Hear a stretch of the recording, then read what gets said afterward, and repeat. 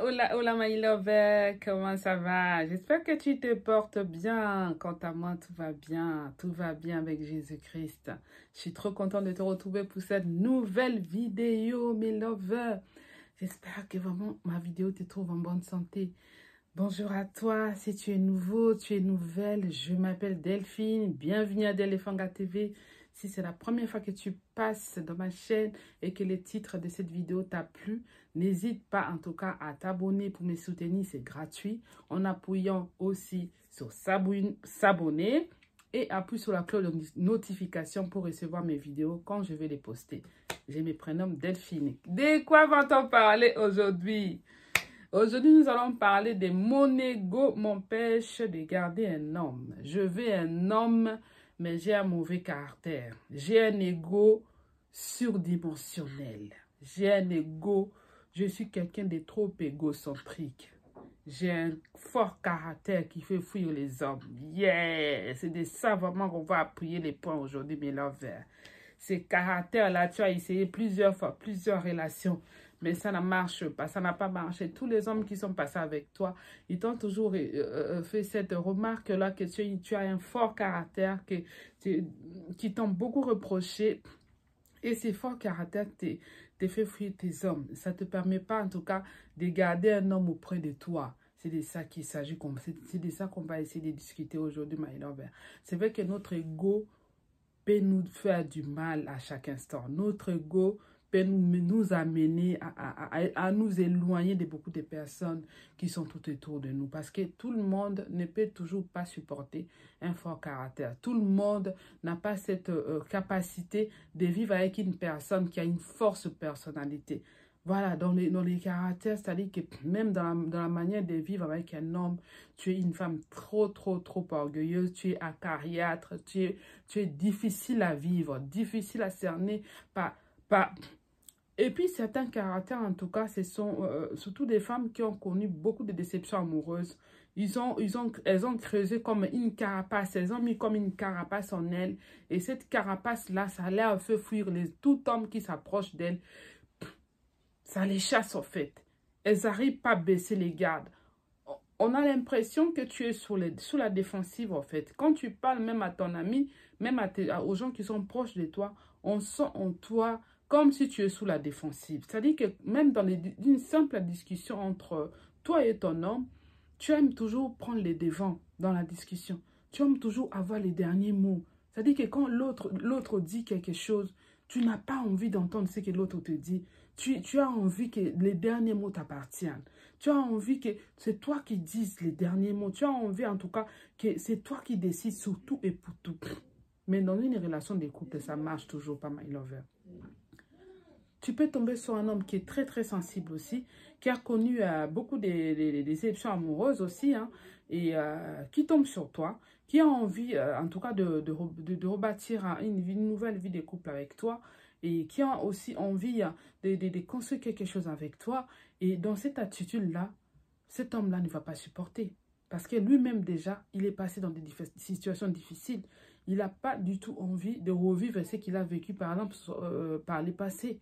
Il a juste envie de vivre avec une femme qui est compréhensible, une femme avec qui il peut communiquer, une femme avec qui il peut échanger, passer juste une vie de tranquillité, quoi.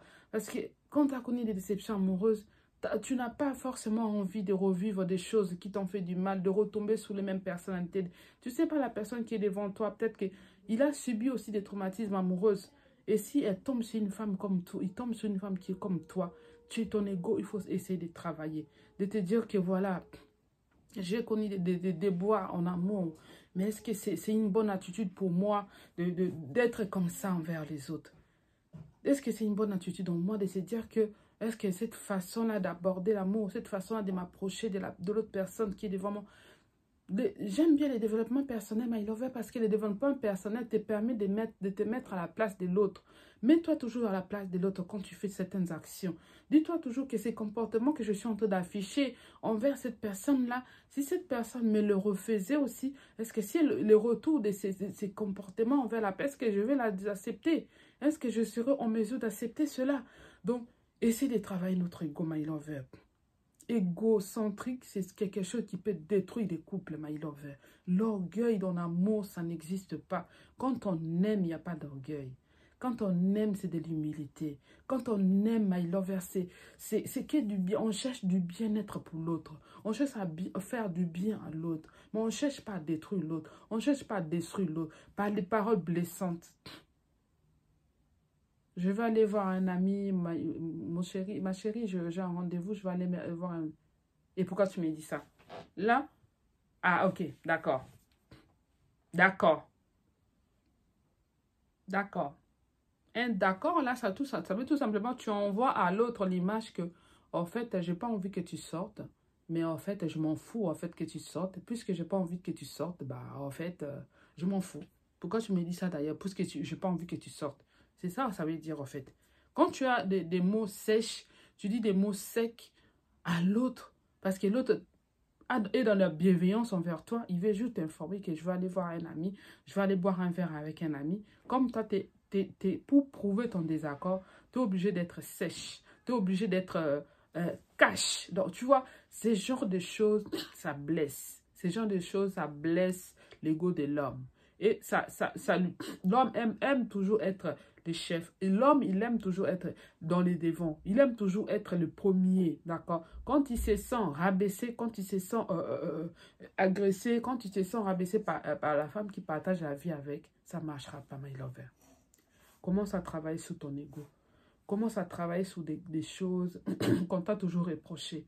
Commence à te dire que ces personnes-là, si la personne, si elle est avec moi, c'est que je suis spécial. C'est que cette personne-là tient à moi. Il faut que j'arrête ces comportements. Regarde-toi dans les miroirs et dis-toi, arrête ces comportements. Si tu as besoin d'aide, si tu as besoin d'un psychologue pour casser la carapace que tu t'es mis sur tes relations passées, j'ai un bon psychologue, un thérapeute de couple. Je peux vous recommander.